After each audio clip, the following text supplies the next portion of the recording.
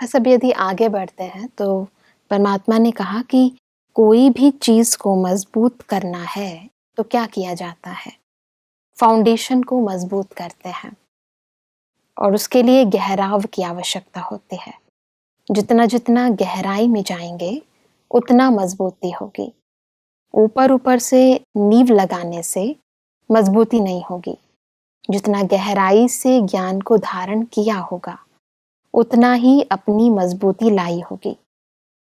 भाई साहब, गहराई में जाना हम चाहेंगे कि इसको थोड़ा और एक्सप्लेन करें आप। ज्ञान ऊपर से सुन लेना एक है सुनना जी। दूसरा है मनन चिंतन करना। हाँ जी। और तीसरा है उसका स्वरूप बन जाना। जैसे उस स्वरूप बन करके अनुभव की अथॉरिटी आ गई तो वो गहराई है। जैसे कोई बिल्डिंग को अगर ऊंचाई तक ले जाना होता है तो उसकी गहराई को देखते हैं, कितना गहरा है, फाउंडेशन कितना गहरा है। जी जी जी। और गहरे के साथ साथ मजबूत करने के लिए उसमें कई चीजें उसमें डालते हैं। एक चीज नहीं डालेंगे, कंक्रीट डालेंगे, सीमेंट डालेंगे, सरिया डालेंगे जी।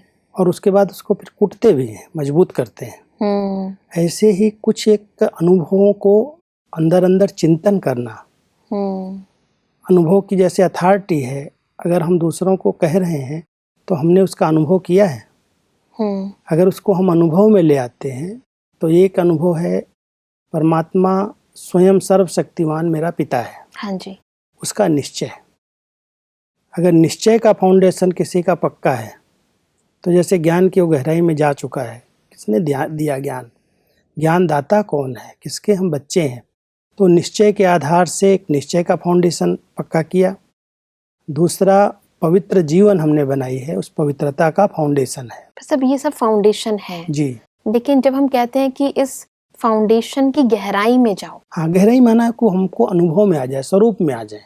गहराई कोई ऐसा कोई स्थूल में कोई गहराई नहीं है, उसको हमने इतना समझा कि उसका आदि मध्य अंत क्या है, ज्ञान की पॉइंट्स का परिणाम क्या है, क्यों बाबा इतना ज्ञान दे रहा है ऊंचा।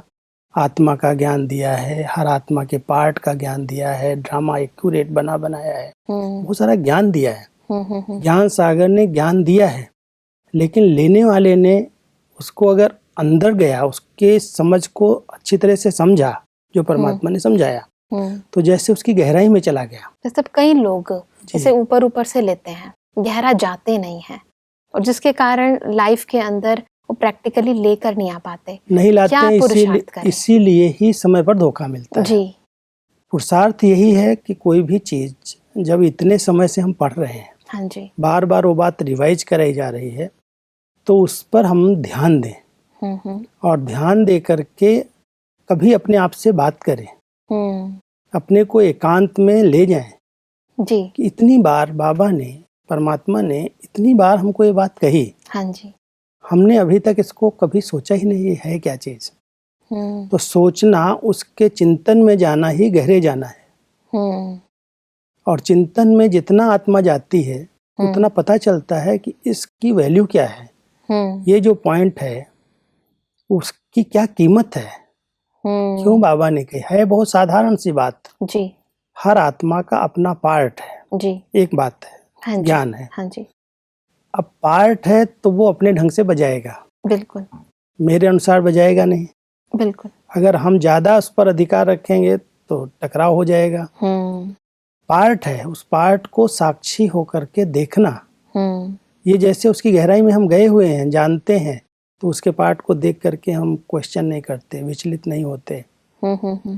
तो ज्ञान को स्वरूप में लाया है, चिंतन किया है, चिंतन में हमारी स्थिति बनी और स्थिति बन गई तो बात आती है सामने, कोई पेपर आया, कोई बात आई, कोई संबंध में टकराव हुए, लगता है कि इसका ये पार्ट है या कोई ऐसा हिसाब किताब पिछले कई जन्मों से हम लोगों ने आपस में संबंध में आकर के हिसाब किताब बनाए हैं। उस जन्म में चुकते हुए तो ठीक, नहीं चुकते हुए हैं तो चुकते तो कहना पड़ेगा, क्योंकि जो बीज बोया है वो अविनाशी है। बिल्कुल। अगर अविनाशी बीज है उसका फल जरूर मिलना है। कोई ने अगर किसी को गाली दी है तो उसका परिणाम उसको कभी न कभी गाली मिलेगी, लेकिन इस जन्म में नहीं मिली। तो जब मिल रही है तो उसको इस तरह से समझना चाहिए, किसी जन्म में मैंने किया है। जी जी जी। तब ये मिल रहा है, लेकिन वो बात उस समय भूल जाती है। हाँ जी। इसलिए ज्ञान को चिंतन में लाना, ये समझना, उसकी गहराई में जाना। कई बार ऐसे दृष्टांत महाभारत के या कोई के हमारे जो महान आत्माएं हुई हैं उनकी हम सुनते हैं। हाँ जी। जैसे धृतराष्ट्र जी का या भीष्म पितामह जी का बहुत अच्छे दृष्टांत महाभारत में आते हैं जी। जब भीष्म पितामह जी कहते हैं, जब शेष सैया पर लेटे थे, तीर की सैया बनी हुई थी, उस पर उनको वो लेटे थे अंतिम समय में, तो परमात्मा उनके सामने भगवान जब आए तो उन्होंने यही प्रश्न उनसे किया कि ऐसी सजा, ऐसा पार्ट हमको क्यों मिला? बाल ब्रह्मचारी रहे हैं, भगवान का ध्यान भी रखा है, सब कुछ किया है, फिर ऐसा अंत समय क्यों? तो कहते हैं भगवान ने उनके 5 जन्मों को दिखाया कि देखो तुमने कभी कुछ किया था। तो एक बार जब वो राजा थे पिछले जन्मों में, तो एक रथ पर जा रहे थे, तो कहते जब जा रहे थे तो रास्ते में इनकी गाड़ी के सामने एक सांप आ गया और उन्होंने समझा कि सांप को हटा दें, तो उसको उन्होंने पूंछ से पकड़ा और पकड़ करके ऐसे फेंक दिया। और जब उसको फेंक दिया तो वो झाड़ियों में कांटों के ऊपर गिरा जा करके, और उसका जो खून बहा, उसको जो दर्द हुआ, उनको पता नहीं चला, जाने अनजाने हुआ, लेकिन एक वो कर्म बन गया। अब उस कर्म का परिणाम कितने जन्मों के बाद उस समय उनको प्राप्त हुआ। वो कांटों की सैया पर, जैसे शेष सैया पर वो सैया दिखाते हैं ना, जी जी जी, उसके ऊपर उनको लेटना पड़ा। तो कई ऐसे दृष्टांत बनाए हैं और वो दृष्टांत हमें बताते हैं कुछ कर्म ऐसे आत्मा से होते हैं जिनका पिछले जन्मों का हिसाब किताब अभी चुकतो करना पड़ता है। तो इसलिए इस ड्रामा को, इस ज्ञान को, पार्ट को समझना और समझ करके पहले से ही अपने आप को बहुत तैयार रखना। वो जैसे गहराई में गया हो व्यक्ति, अंदर सोचा हुआ है, चिंतन किया हुआ है, वही गहराई है। और समय पर पेपर आई, बात आई तो उसको याद आता कभी तो मेरे से भी ऐसा हुआ हो। पर ये बहुत कठिन है भाई साहब, क्योंकि समझो किसी के साथ कुछ बुरा होता है तो 2 चीजें हो सकती है, या तो फिर बुराई का वो बुराई से सामना करता है, या वो दुखी हो जाता है, उदास हो जाता है, या परेशान हो जाता है। तो दोनों ही केस में कहेंगे कि वो फेल हो गया।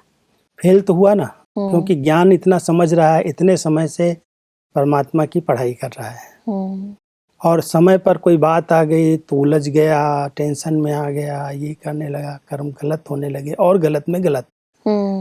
जैसे कोई विकर्म में विकर्म बनता गया तो वो चढ़ेगा ना। बिल्कुल।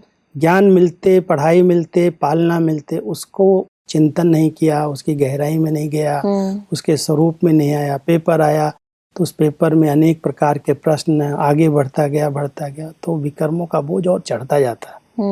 वो हल्का होने की बजाय और भारी हो जाता है। बिल्कुल। इसलिए ज्ञान की गहराई में जाना बहुत जरूरी है। बहुत सुंदर भाई साहब।